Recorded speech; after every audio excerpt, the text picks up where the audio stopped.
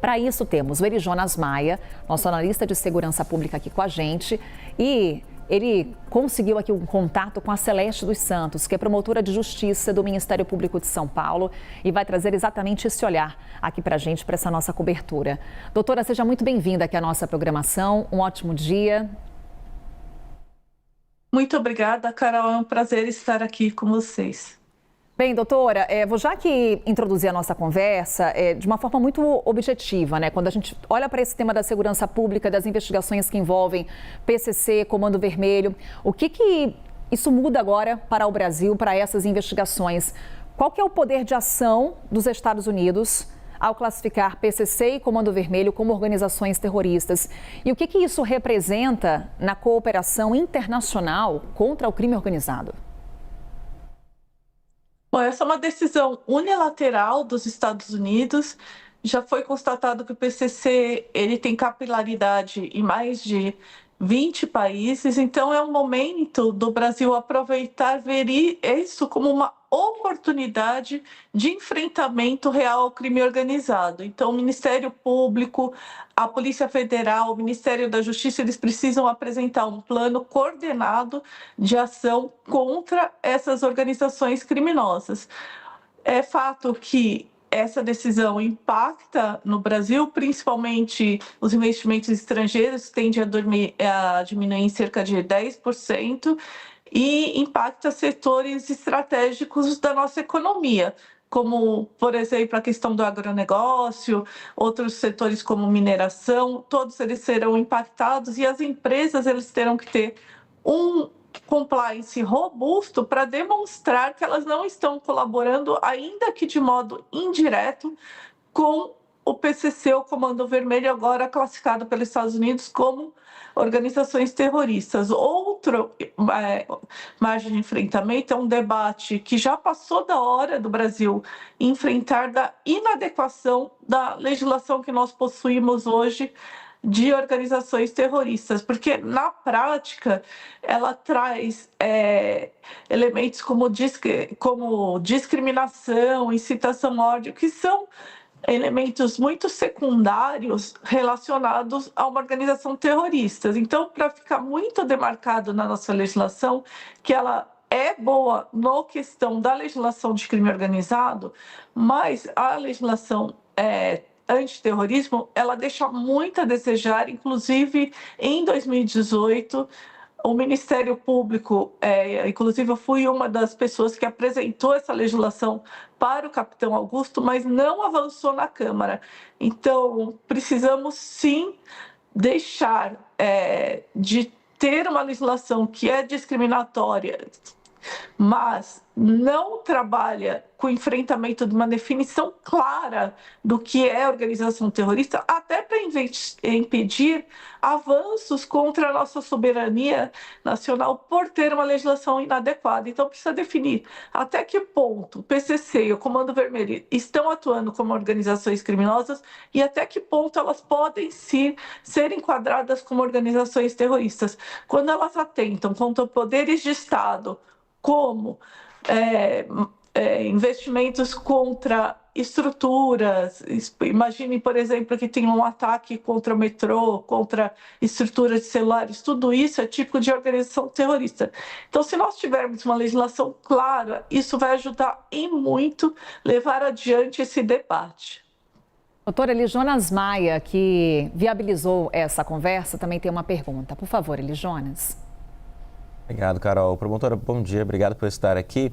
A senhora, como promotora do Ministério Público do Estado de São Paulo, o Estado, inclusive, que é o berço do PCC, que é a maior facção do Brasil agora, enquadrada, classificada como um grupo terrorista pelos Estados Unidos, eu queria entender da senhora, na prática, a questão de investigações. Por quê?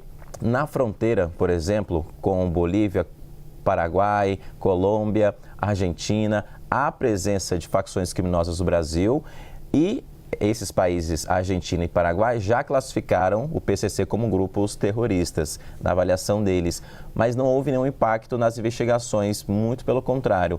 Mas na sua avaliação, como promotora e doutora em Direito e que tem esses conhecimentos, na investigação ali, por exemplo, o inquérito que está no Ministério Público de São Paulo ou na Polícia Federal, pode ser impactado a partir de agora com a classificação dos Estados Unidos por conta do poder econômico desse país?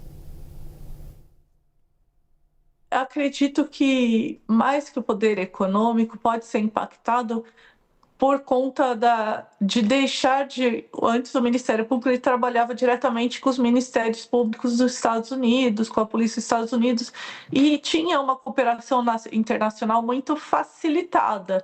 As informações eram compartilhadas de forma célere.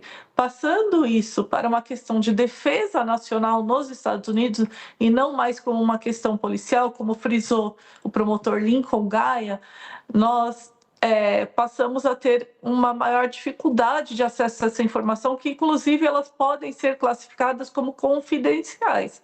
Então, na prática, ao invés de ajudar o combate ao crime organizado, muitas vezes ele pode dificultar por conta desses entraves burocráticos criados pelos Estados Unidos. Theo Cury também tem pergunta. Por favor, Theo. Doutora, bom dia, obrigado pela participação aqui. Eu queria entender qual que é o impacto no sistema financeiro brasileiro, porque eu conversei com colegas da senhora que atuam diretamente no combate à facção Primeiro Comando da Capital, e eles mencionam que um dos impactos é no sistema financeiro brasileiro, com essa possibilidade, abertura de possibilidade de sanção, não só aos bancos, às instituições financeiras, mas também a essas, por exemplo, empresas que estão relacionadas a governo, se houver qualquer tipo de suspeita de ligação com integrantes faccionados, de aplicação de sanções. Então, eu queria entender qual que é o impacto disso para o Brasil como um todo, levando em consideração também a concentração bancária aqui no país. Então, essa medida permite, inclusive, o congelamento de ativos. Então, isso faz com que todas as empresas elas tenham que se reestruturar no seu setor de compliance para que deixe muito transparente que não estão cooperando de forma direta ou indireta com organizações criminosas. De outro lado, nós precisamos ver também que traz um ponto positivo. Nós temos que ver que essas organizações criminosas elas se situam em territórios vulnerabilizados na nossa sociedade, que aliciam crianças, mulheres são exploradas e a violência, a comunidade, ela está refém dessas organizações criminosas.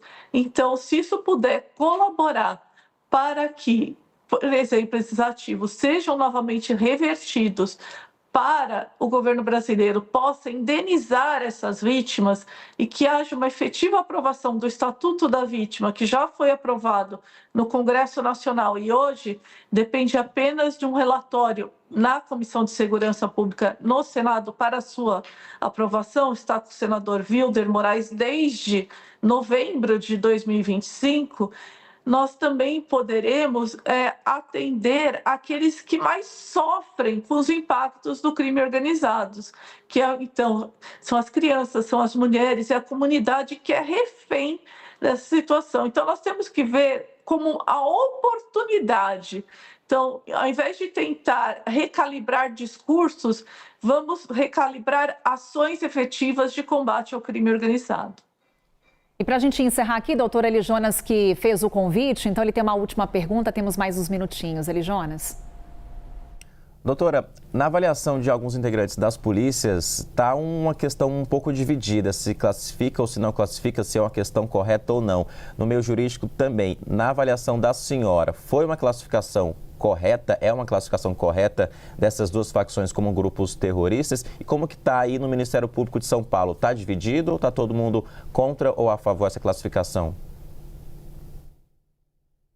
Bom, essa classificação ela é correta do ponto de vista dos Estados Unidos. Aqui, perante a nossa legislação, ela é incorreta. Nós temos uma lei de combate ao crime organizado que é efetiva, que já traz oportunidades de combate efetivo. Agora, para que a gente possa dar uma resposta ao cenário mundial, porque não só os Estados Unidos, mas vocês citaram diversos outros países com que o Brasil faz fronteira, que também consideram como organizações criminosas, nós precisamos fazer duas adequações legislativas. A primeira é a modificação da lei de terrorismo, porque hoje, na prática, nada é considerado organização terrorista, porque a legislação é excessivamente ampla e ela exige que seja considerado conteúdos de ódio, de discriminação. Isso não tem nada a ver com organização terrorista. Então, a nossa legislação hoje é totalmente ineficaz. É importante até para a gente que possa fazer um contraponto internacional. Olha, até aqui, isso aqui é uma organização criminosa e nós vamos resolver internamente. Daqui para frente, determinadas ações, então não o PCC como um todo, mas determinadas ações, determinadas células podem agir sim como organização terroristas e nós precisamos ter uma legislação que enfrente essa situação. E também o terceiro ponto é a aprovação do Estatuto da Vítima para que nós possamos dar uma atenção adequada com aqueles que sofrem a repercussão da ação dessas organizações criminosas, que são as comunidades que estão reféns dessas organizações, são as crianças, são as mulheres, e que possa ter uma reparação efetiva. Então, que esse congelamento de ativos, por exemplo, possa ser destinado à reparação às vítimas que foram impactadas e tiveram suas vidas ceifadas por essas organizações criminosas. Celeste dos Santos, promotora de Justiça do Ministério Público de São Paulo, nessa conversa aqui com a gente. Doutora, mais uma vez, muito obrigada. Até uma próxima oportunidade. Muito obrigada, foi um prazer debater com vocês.